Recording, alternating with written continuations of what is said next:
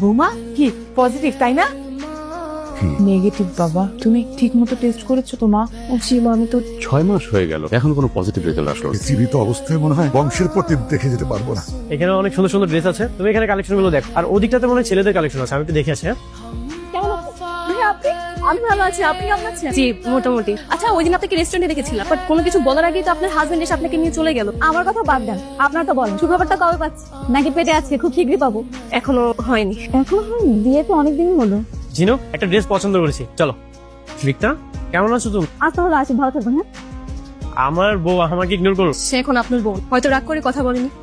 জিনু, এখানে মন খারাপ করে বসে থাকলে হবে, বাসায় চলো। বাসায় যেতে ইচ্ছে করছিল। তুমি শুধু শুধু ভয় পাচ্ছ, ডক্টর তো বললো রিপোর্ট দেখে আগামীকাল সবকিছু জানাবে। কাকে যদি বলে আমার কখনো বাচ্চা হবে, আমি কখনো মা হতে পারবো না, তাহলে কাউকে বাসা থেকে তাড়িয়ে দিবেন? তুমি না শুধু শুধু ভয় পাচ্ছ। কত করে বললাম মেয়েটাকে না দেখে নুরু দোকানদারের মেয়েটাকে দেখ। 7টা ছেলে মেয়ে, ওই দোকানদারের মেয়েকে বিয়ে করালে দাদুরের অবশ্যই সন্তান হতো। আমরা কি করে বুঝবো যে আমাদের ভাগ্যে আবার একটা বন্দা মেয়ে পড়বে? বাবা, আমার মনে হয় যে আবিরকে আমরা আবার বিয়ে দেই। 1.5 বছর হয়ে গেল, এখন পর্যন্ত আমরা নাতির মুখ দেখলাম না। তাই করো, আমরা তো বিনা কারণে আর বিয়ে দিচ্ছি না, বংশের অধিপের জন্য বিয়ে করাচ্ছি। কি ব্যাপার, এত রাত্রে এখানে দাঁড়িয়ে আছো যে? এমনি এমনি দাঁড়িয়ে আছো, এটা আবার কেমন কথা?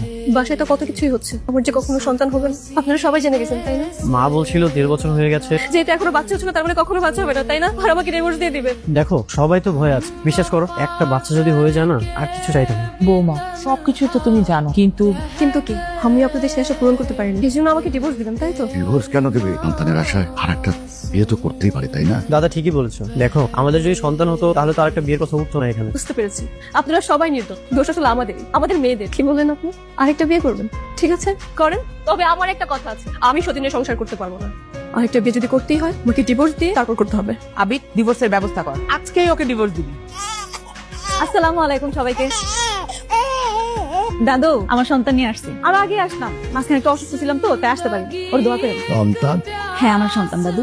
আপনার নাতির সাথে ডিভোর্স হওয়ার পর আমার একটা বিয়ে হয়েছিল, সেখানে এই সন্তান হয়েছে। এটা কিভাবে সম্ভব? ফাজলাম করার জায়গা পাও না, না কাটা খায় নুনের ছিটা দিতে আসছো? আপনি মুরব্বী মানুষ, আপনার সাথে মিথ্যা কথা কেন বলবো? ওকেও ডিভোর্স দেওয়াতে চাচ্ছেন, তাই না? শোনেন, আপনাকে একটা কথা বলি, আপনার ছেলেকে এরকম একটা না 100টা মেয়ের সাথে বিয়ে দিলেও ও কখনো বাবা হতে পারবে না।